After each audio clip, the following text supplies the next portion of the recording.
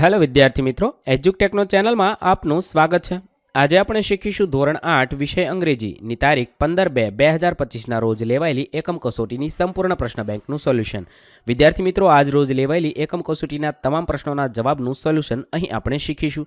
તો ચાલો શીખીએ 15/2/2025ની એકમ કસોટીની પ્રશ્ન બેંકનું સોલ્યુશન।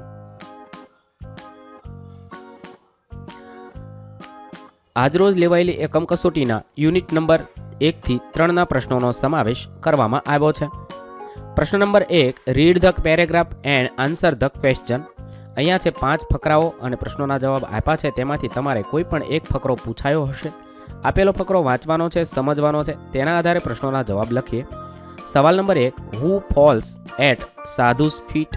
જવાબ થશે Raman falls at sadhu's feet. સવાલ નંબર 2, how many gold coins does the villager take out?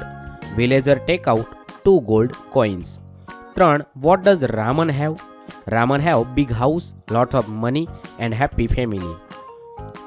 4, the sadhu puts the coins into the pocket and cursed Raman, true or false? જવાબ થશે false. 5, write a similar word for home from the paragraph, તો house થશે। ત્યારબાદ બીજો ફકરો આપેલો છે, બબુલ ટ્રીનો છે, વાંચવાનો છે, સમજવાનો છે, તેના આધારે પ્રશ્નોના જવાબ લખીએ।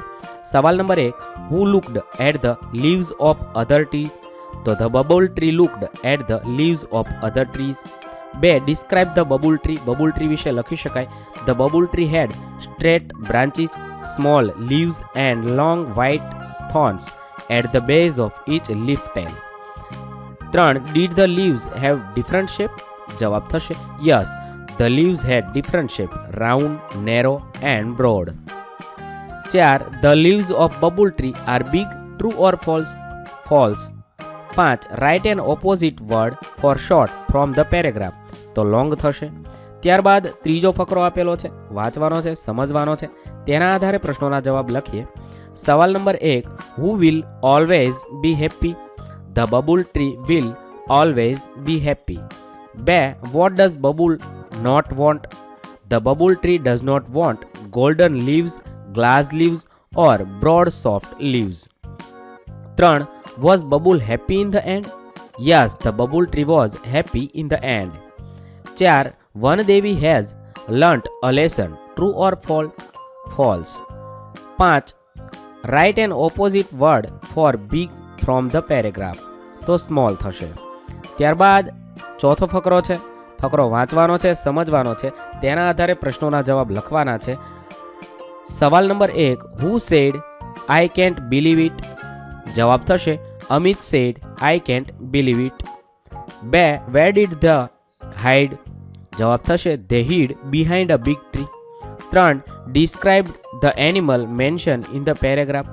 The animal mentioned in the paragraph is an elephant.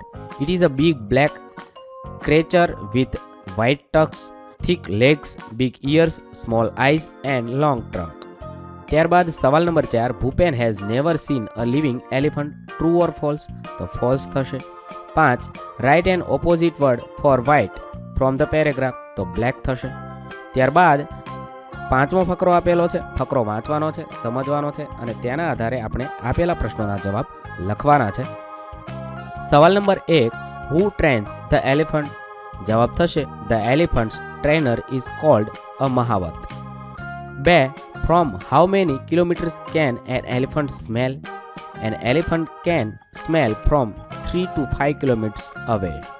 3, does elephant eat barks? જવાબ થશે yes, the elephant eats barks along with grass, leaves and fruits. 4, the adult elephant is called a calf, true or false? તો false થશે। 5, write an opposite word for smallest from the paragraph, તો largest થશે। ત્યારબાદ પ્રશ્ન નંબર 2, write 5 meaningful word from the given word, એટલે અહીં આપેલા જે શબ્દ છે તેમાંથી આપણે 5 મિનિંગફુલ શબ્દ આપેલા અક્ષરનો ઉપયોગ કરી લખવાના છે। પહેલું છે એન્ટરટેનમેન્ટ, તેમાંથી બનાવી શકાય enter, train, main, ten, time. બીજું છે ઇલેક્ટ્રોમેગ્નેશિયમ, તેમાંથી બનાવી શકાય magnet, electric, stone, name, melt. ત્રીજું છે એજ્યુકેશનલ, તેમાંથી બનાવી શકાય education, cat, nation, date, tone. ચોથું છે એક્ઝામિનેશન, તેમાંથી બનાવી શકાય એક્ઝામ, નેશન, મેઇન, મોશન અને ટાઈમ. ત્યાર પછી એન્વાયરમેન્ટલ, તેમાંથી બનાવી શકાય એન્વાયરમેન્ટ, મેન, મેન્ટલ, રેન્ટ અને ટોન. વિદ્યાર્થી મિત્રો, મેં અહીંયા જે શબ્દ બનાવ્યા છે એ જ શબ્દ બનાવવા જરૂરી નથી. તમને મનગમતા બીજા શબ્દ પણ બનાવી શકો છો. ત્યારબાદ પ્રશ્ન number 3, frame question or answer and complete the table.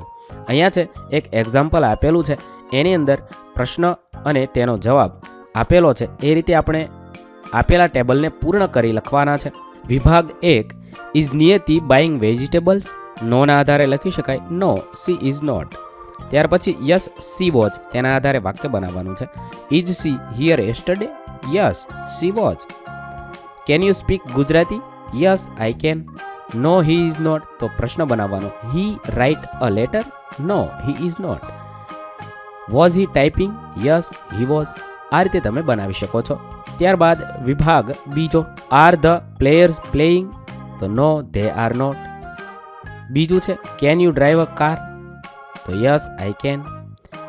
Is Falak dancing? તો નો શી ઇઝ નોટ. પછી યસ આપેલું છે, તેના આધારે 2 વાક્ય બનાવવાના છે. Is Manan drink a milk? Yes he is. Can you write Sanskrit? Yes I can. ત્યાર પછી ત્રીજું છે, તેની અંદર are the boys dancing? No they are not. Yes I can, તેના આધારે બનાવી શકાય કેન યુ સ્પીક સંસ્કૃત? પછી યસ આપેલો છે. Is Isha speaking truth? તો yes she is. Can you write with both hand? Yes, તો યસ આઈ કેન. ત્યારબાદ ચોથું છે, તેની અંદર are the girls swimming? No they are not. Yes I કેનના આધારે can you run fast? Is Neeraj selling speakers? No she is not. Is Manasvi eat nonveg? Yes she is. Can you sing bhajans? Yes I can. ત્યાર પછી પાંચમું છે, R the postman writing letters? No he is not. Yes I કેનમાં can you cook a food? Is Rekha buying fruit? No she is not. Is Sapna swipe a classroom? Yes she is. Can you swim in the pool? Yes I can. આ રીતે તમે લખી શકો છો. ત્યારબાદ પ્રશ્ન નંબર 4, select the most appropriate expansion from the bracket and write. અહીંયા છે કૌંસમાંથી જે જરૂરી શબ્દ છે આપેલા વાક્યની સામે લખવાનો છે. પહેલું છે આઈ લોસ્ટ માય હોમવર્ક? તો ઓ ગોડ. બીજું છે Shiv sees a dinosaurs model? તો સો હ્યુજ. ત્રીજું છે Ram sees many colourful flowers in the garden? How beautiful. 4, let's play kabaddi? What a wonderful idea.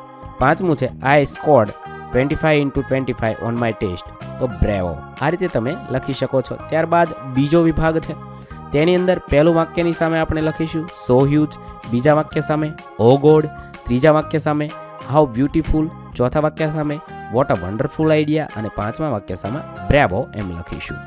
ત્યારબાદ ત્રીજો વિભાગ છે, તેની અંદર પણ પહેલા વાક્ય સામે વોટ અ વન્ડરફુલ આઈડિયા, બીજા વાક્ય સામે હાઉ બ્યુટીફુલ, ત્રીજા વાક્ય સામે બ્રેવો, ચોથા વાક્ય સામે સો હ્યુજ અને પાંચમા વાક્ય સામે ઓ ગોડ લખીશું. ત્યારબાદ ચોથું છે, પહેલા વાક્ય સામે ઓ ગોડ, બીજા વાક્ય સામે સો હ્યુજ, ત્રીજા વાક્ય સામે બ્રેવો, ચોથા વાક્ય સામે હાઉ બ્યુટીફુલ, પાંચમા વાક્ય સામે વોટ અ વન્ડરફુલ આઈડિયા. આ રીતે લખીશું.